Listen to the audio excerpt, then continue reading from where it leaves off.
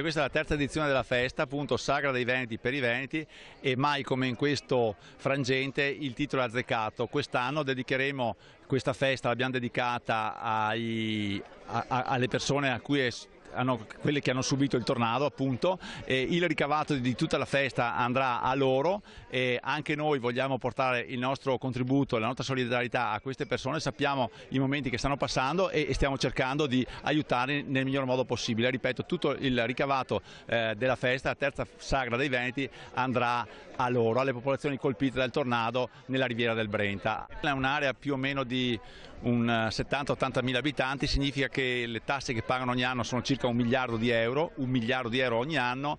Hanno ricevuto finora dal governo 2 milioni di euro, 2 milioni è lo 0,2% del totale. Mi pare non solo elemosina, mi pare una presa in giro.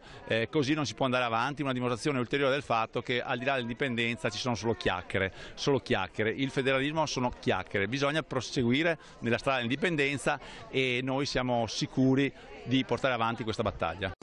Da quando abbiamo dovuto mettere un aumento di una tassa sulla casa in una sigla catastale che è 07 Villini, dove che ho visto gente anziana, pensionati, pensionate che lavorano una vita, piangere per chiedere al comune di risparmiare l'aumento, costretti ad aumentare per tenere in bilancio i servizi del comune che eroga a tutti, compreso le scuole e quant'altro.